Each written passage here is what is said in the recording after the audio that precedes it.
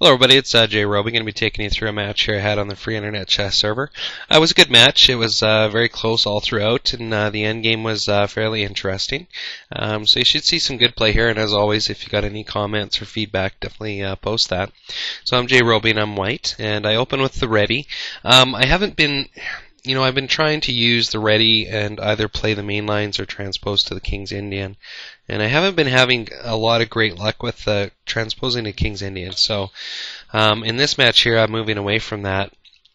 When he doesn't go main line, I just go for a quick grab on the center, and he develops his bishop now attacking my knight. I'm not too worried about that at the moment, and I just put the knight on d2. Now when you transpose to the King's Indian, that's the square where your knight usually ends up, so I was okay with putting him there for the time being. So he plays now knight to c6, and I just make a stronger push for the center here. Go to pawn to e4, and he develops pawn to e6, and I bring my knight out now, freeing up access for my bishop. And then he develops his knight now to f6. So he's attacking this unprotected pawn here. Oops. So what I do is I just move my pawn up and attack his knight. And he moves his knight now to e4, which is a nice square for his knight. However, currently it's not protected by anything. So what I do is I attack the queen. But he plays pawn to f6 here.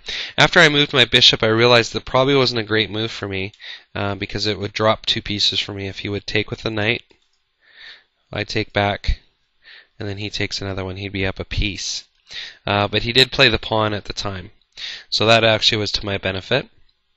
So what I did is I just took with my pawn here onto f6. He takes with his knight, and now I take his knight with my bishop. So he gets his queen out onto the board. I felt, though, at the time that it was okay because this pawn was protected by my queen, and my bishop could still come out if I needed her by moving this knight, and this knight was protecting this square, and also attacking here and here. So I develop my knight now to e5, so both knights are protecting each other here, and then this pawn is also protecting this knight. So he takes with his knight, and I just take back with my pawn. So I'm attacking his queen now. So he has to move his queen to defend her. He does so in such a way, though, that lines up a nice possibility for him. He's got his queen and bishop both bearing down on g2. So what I do is I move my queen to d3 and offer up a queen trade. I figured if he would accept that it would be a developmental trade for me, so it would be to my benefit to do that. But instead, he attacks my queen with his bishop. So I move my queen now to h3, still allowing the queen to influence this square here. But in the process, I drop a pawn because he takes pawn on c2. So I move rook attacking the bishop. He lands a check with his bishop now by going to b4. So from here I block with my knight, and then he goes queen check on e4. I don't know if you watched my last game, but I played kind of a very passive defensive move that ended up being a blunder when I was in kind of a threatening situation that led to mate, because I opted to use my bishop instead of my queen, which I could have done here. I could have moved my bishop up to block. But last time I did that, it wasn't very good for me. So what I do is I actually play a little bit more actively here and bring the queen right into the midst. So from here he just takes my knight, and I take back with the king. He takes my queen, and I use my king here because I didn't want to double up my pawns because he had two very tight pawn islands here, and if I had doubled up pawns, it wasn't going to be to my advantage, especially when these rooks start flying out. So he has to defend the bishop now or get it out of the way of the rook, so he plays bishop to f5. This leaves a pawn of his undefended, so I take with my rook. He moves his king attacking my rook now, and I just drop the rook back to c4. He plays king to e7, and I attack the bishop here because he can't take because he just dropped a whole piece. So he attacks my rook with his pawn. I try to keep this threat here, though. I just move rook over to f4. He brings his pawn down again, and I just move my rook back to d4. So this threat is still here. He's got to do something about it.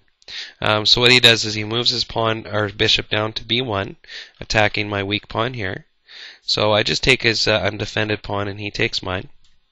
But now my bishop and my rook are both protecting and attacking d7. So from here I just land a check, take that pawn, He peels his king back, and I double up my rooks on the same file. And he tries to separate them by moving his bishop here. So what I do is I move my rook to c1. He moves pawn to a6, attacking my bishop, and I just move my bishop here to c6. So he pretty much has to take the bishop here, because if he moves his bishop out of the way, he just drops a rook. So from here he just takes and I take. And he attacks my rooks, so I put the rooks now on the same file.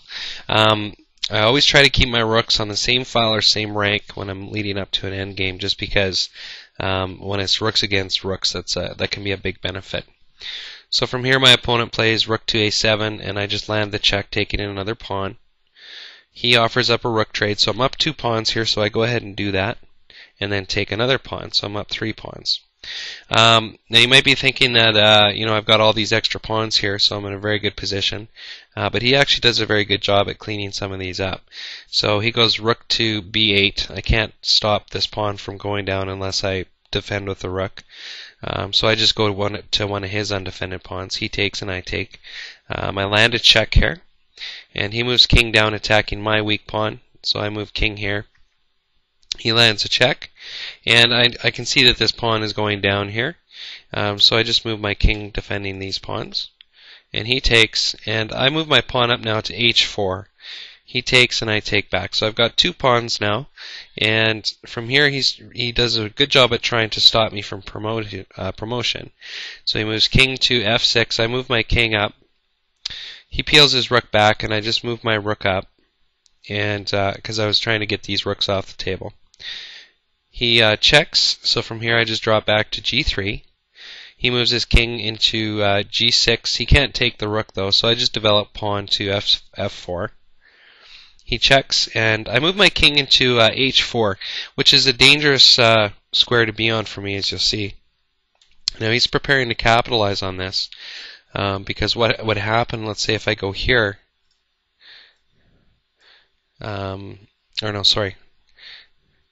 if I was to play something like along the lines of that, he could come in, check, and take my rook, and I couldn't take back, so that wouldn't be good.